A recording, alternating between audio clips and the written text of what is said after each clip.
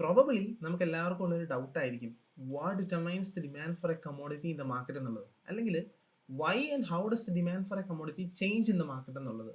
എന്തുകൊണ്ടാണ് അല്ലെങ്കിൽ എങ്ങനെയാണ് ഒരു കമ്മോഡിറ്റിയുടെ ഡിമാൻഡ് മാർക്കറ്റിൽ നിശ്ചയിക്കപ്പെടുക എന്നുള്ളത്.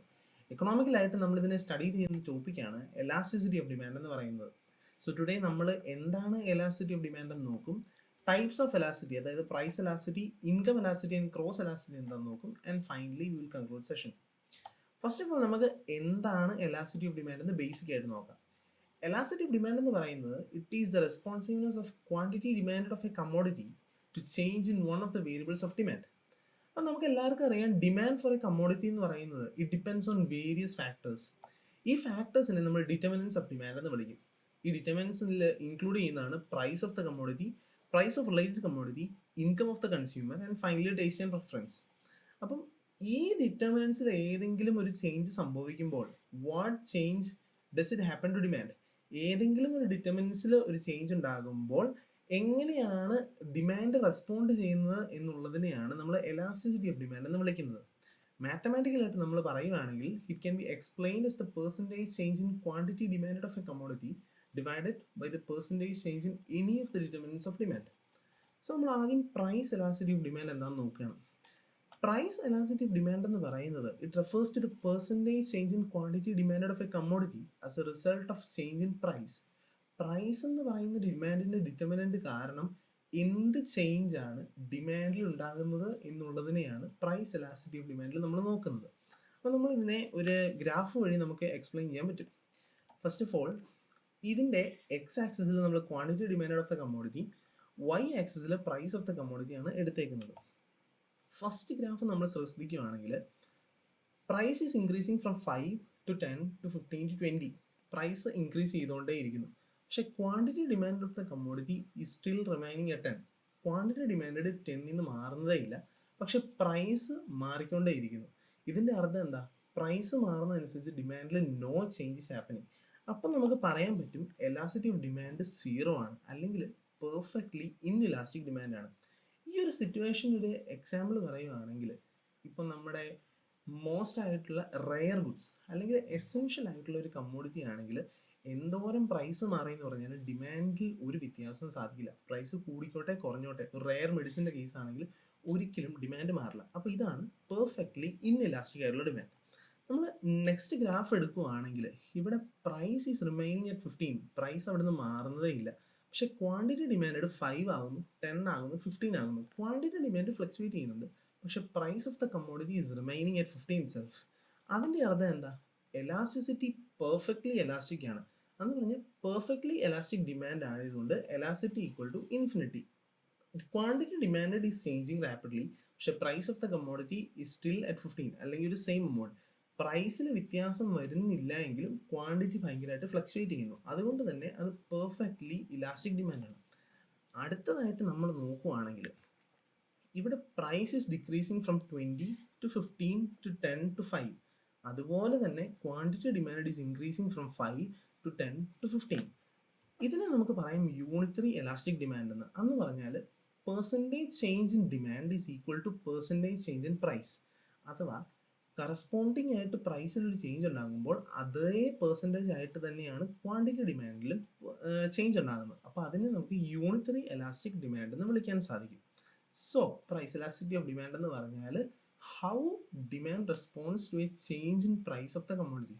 അതിനെയാണ് നമ്മൾ പ്രൈസ് എലാസ്റ്റിസിറ്റി ഓഫ് ഡിമാൻഡ് എന്ന് പറയുന്നത്. നമ്മൾ നെക്സ്റ്റ് ടോപ്പിക്കിലേക്ക് പോവുകയാണെങ്കിൽ ഇൻകം എലാസ്റ്റിസിറ്റി ഓഫ് ഡിമാൻഡ് ആണ് അടുത്തത് വരുന്നത്. ഇൻകം എലാസ്റ്റിസിറ്റി എന്ന് പറഞ്ഞാൽ how demand of a commodity response change in income of the consumer, അല്ലെങ്കിൽ കൺസ്യൂമറുടെ ഇൻകം മാറുന്നതനുസരിച്ച് എങ്ങനെയാണ് ഡിമാൻഡ് ഫോർ എ കമ്മോഡിറ്റി മാറുന്നതെന്ന്. ഇതിനായിട്ട് നമുക്ക് ഗുഡ്സിനെ 3ആയിട്ട് ക്ലാസിഫൈ ചെയ്യാം: നെസസറി ഗുഡും, നോർമൽ ഗുഡ്സും, ഇൻഫീരിയർ ഗുഡ്സും. നമുക്ക് ആദ്യം നെസസറി ഗുഡ്സിൻ്റെയും നോർമൽ ഗുഡ്സിൻ്റെയും കാര്യം എടുക്കാം. നെസസറി ഗുഡ്സ് എന്ന് പറഞ്ഞാൽ ഒരു മനുഷ്യൻ്റെ സർവൈവലിന് ഏറ്റവും ആവശ്യമായിട്ടുള്ള ഗുഡ്സ് ആയിരിക്കും. അല്ലെങ്കിൽ നോർമൽ ഗുഡ്സ് എന്ന് പറഞ്ഞാൽ കംഫർട്ട്സ് ആൻഡ് ലക്ഷറീസ് ആയിരിക്കും.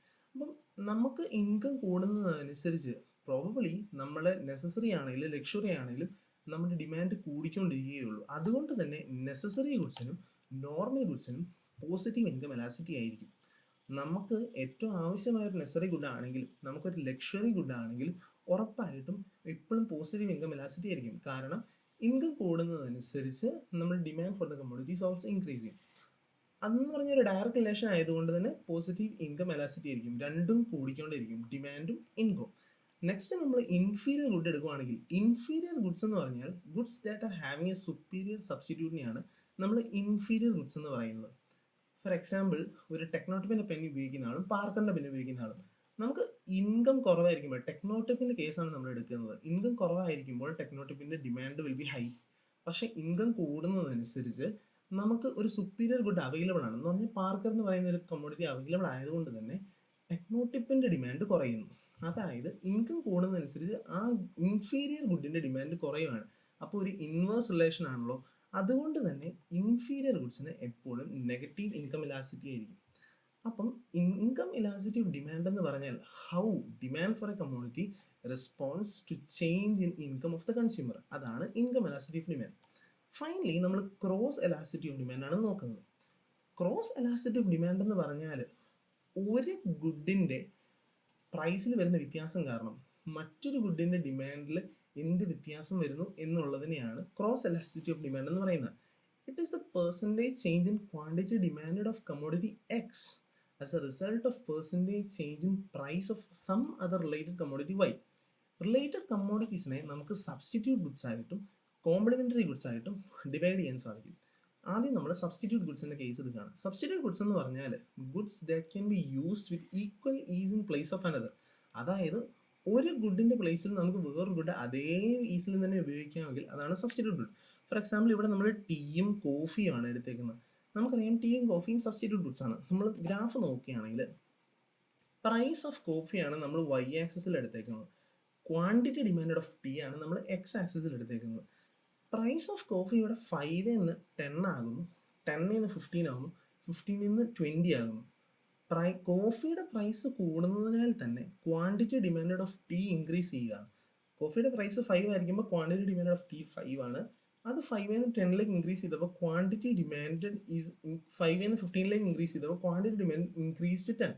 അതായത് കോഫിയുടെ പ്രൈസ് കൂടുന്നതനുസരിച്ച് ക്വാണ്ടിറ്റി ഡിമാൻഡ് ഓഫ് ടീ ആണ് കൂടുന്നത്. അതുകൊണ്ട് തന്നെ സബ്സ്റ്റിറ്റ്യൂട്ട് ഗുഡ്സിന് ക്രോസ് എലാസിറ്റി പോസിറ്റീവ് ആയിരിക്കും. പോസിറ്റീവ് റിലേഷനാണ്, അല്ലെങ്കിൽ ഡയറക്റ്റ് റിലേഷനാണ്. അതായത് ഒരു സബ്സ്റ്റിറ്റ്യൂട്ട് ഗുഡിൻ്റെ പ്രൈസ് കൂടുന്നതനുസരിച്ച് മറ്റേ സബ്സ്റ്റിറ്റ്യൂട്ട് ഗുഡിൻ്റെ ക്വാണ്ടിറ്റി ഡിമാൻഡ് കൂടുന്നു. അടുത്തതായിട്ട് നമ്മൾ കോംപ്ലിമെൻ്ററി ഗുഡ്സ് ആണ് എടുക്കുന്നത്. കോംപ്ലിമെൻ്ററി ഗുഡ്സ് എന്ന് പറഞ്ഞാൽ whose utility depends on the availability of another good. ഇപ്പോൾ നമ്മൾ പേനയും ഇങ്കും എടുക്കുകയാണ്. ഇപ്പോൾ പേന അവൈലബിൾ ആണെങ്കിൽ മാത്രമേ നമുക്ക് ഇങ്ക് കൊണ്ട് ഉപകാരമുള്ളൂ, അല്ലെങ്കിൽ ഇങ്ക് അവൈലബിൾ ആണെങ്കിൽ മാത്രമേ നമുക്ക് പേന കൊണ്ട് ഉപയോഗമുള്ളൂ. അപ്പോൾ നമ്മൾ ഇത് രണ്ടും എടുക്കുകയാണെങ്കിൽ ഇതിൻ്റെ ഗ്രാഫ് ഇങ്ങനെ പോകും. നമുക്ക് നോക്കാം. ഇവിടെ price of the pen is decreasing. പെന്നിൻ്റെ പ്രൈസ് ഡിക്രീസ് ചെയ്തുകൊണ്ടേ ഇരിക്കുന്നതനുസരിച്ച് ക്വാണ്ടിറ്റി ഡിമാൻഡ് ഓഫ് ഇങ്ക് കൂടുകയാണ്. അതായത് ഒരു കമ്മോഡിറ്റിയുടെ പ്രൈസ് കുറയുമ്പോൾ മറ്റൊരു കമ്മോഡിറ്റിയുടെ ക്വാണ്ടിറ്റി ഡിമാൻഡ് ഇൻക്രീസ് ചെയ്യുന്നു. അതുകൊണ്ട് തന്നെ നമുക്ക് പറയാൻ ഒരു ഇൻവേഴ്സ് റിലേഷനാണ്. അതായത് ഒന്ന് കുറയുമ്പോൾ മറ്റൊന്ന് കൂടുന്നു, അല്ലെങ്കിൽ ഒന്ന് കൂടുമ്പോൾ മറ്റൊന്ന് കുറയുന്നു. ഇവിടെ price of the pen when decrease from 20 to 15, quantity demand of ink is increasing from 0 to 5. അപ്പം ഒന്ന് കുറയുമ്പോൾ നമ്മുടെ മറ്റൊന്ന് കൂടുകയാണ് ചെയ്യുന്നത്. അതിനാൽ തന്നെ കോംപ്ലിമെൻ്ററി ഗുഡ്സിന് ക്രോസ് എലാസിറ്റി ഈസ് നെഗറ്റീവ്, അല്ലെങ്കിൽ cross elasticity of complementary goods negative ആണ്. അതാണ് ക്രോസ് എലാസിറ്റി. അപ്പോൾ ക്രോസ് എലാസിറ്റി എന്ന് പറഞ്ഞാൽ how the demand of one commodity X response to a change in demand of another commodity Y. ഇത് related commodity ആകാം. Related commodity എന്ന് പറഞ്ഞാൽ substitute അല്ലെങ്കിൽ കോംപ്ലിമെൻ്റ് ആണ്. അപ്പം നമുക്ക് എലാസിറ്റി എന്ന് പറയുന്നത് ഇത് കൺക്ലൂഡ് ചെയ്യുമ്പം നമുക്ക് പല കൺക്ലൂഷൻസ് എത്താം. അതിൻ്റെ ആദ്യമായിട്ട് പറയുമ്പം നേച്ചർ ഓഫ് കമ്മോഡിറ്റി അനുസരിച്ച് നമ്മൾ ഗുഡ്സിനെ നെസസിറ്റി ആയിട്ടും ലക്ഷറി ആയിട്ടും ക്ലാസിഫൈ ചെയ്യുവാണെങ്കിൽ നെസസറി ഗുഡ്സിന് ഇൻ ഇലാസ്റ്റിക് ഡിമാൻഡും ലക്ഷറി ഗുഡ്സിന് എലാസ്റ്റിക് ഡിമാൻഡും ആയിരിക്കും. സെക്കൻഡ് ആയിട്ട് നമ്മൾ അവൈലബിലിറ്റി ഓഫ് സബ്സ്റ്റിറ്റ്യൂട്ട്സ് ആക്കുകയാണെങ്കിൽ സബ്സ്റ്റിറ്റ്യൂട്ട്സ് ഈസിലി അവൈലബിൾ ആയിട്ടുള്ള ഒരു ഗുഡ് ആണെങ്കിൽ ഉറപ്പായിട്ടും എലാസ്റ്റിക് ഡിമാൻഡ് ആയിരിക്കും. പക്ഷേ സബ്സ്റ്റിറ്റ്യൂട്ട് അവൈലബിൾ അല്ലാത്തൊരു ഗുഡ് ആണെങ്കിൽ ഇൻ ഇലാസ്റ്റിക് ഡിമാൻഡ് ആയിരിക്കും. അതിന് ഒരു എക്സാമ്പിൾ പറയുകയാണെങ്കിൽ ഇപ്പം ടീ ആൻഡ് കോഫി തന്നെ നമുക്ക് എടുക്കാം. ഈസിലി സബ്സ്റ്റിറ്റ്യൂട്ട് അവൈലബിൾ ആണ്. അപ്പോൾ ഒരെണ്ണത്തിൻ്റെ വില കൂടിയാൽ മറ്റേതിൻ്റെ ഡിമാൻഡ് പെട്ടെന്ന് മാറുന്നതുകൊണ്ട് എലാസ്റ്റിക് ഡിമാൻഡ് എന്ന് പറയാൻ പറ്റും. പക്ഷേ സബ്സ്റ്റിറ്റ്യൂട്ട് അവൈലബിൾ അല്ലാത്ത ഒരു റെയർ മെഡിസിൻ ആണെങ്കിൽ എന്തോരം നമ്മുടെ ഡിറ്റർമിനൻ്റ് മാറി അല്ലെങ്കിൽ പ്രൈസ് മാറി എന്ന് പറഞ്ഞാലും ഒരിക്കലും അതിൻ്റെ ഡിമാൻഡ് മാറില്ല. അതുകൊണ്ട് തന്നെ ഇൻ ഇലാസ്റ്റിക് ഡിമാൻഡ് ആയിരിക്കും. നെക്സ്റ്റ് നമുക്ക് പ്രൊപ്പോർഷൻ ഓഫ് ഇൻകം സ്പെൻഡ്. ഒരാളുടെ ഇൻകത്തിൻ്റെ വളരെ കുറച്ച് ഭാഗം മാത്രമാണ് അയാൾ ആ ഗുഡിൽ ഇൻവെസ്റ്റ് ചെയ്യുന്നതെങ്കിൽ അതിന് പ്രോബബ്ലി ഇൻ ഇലാസ്റ്റിക് ഡിമാൻഡ് ആയിരിക്കും.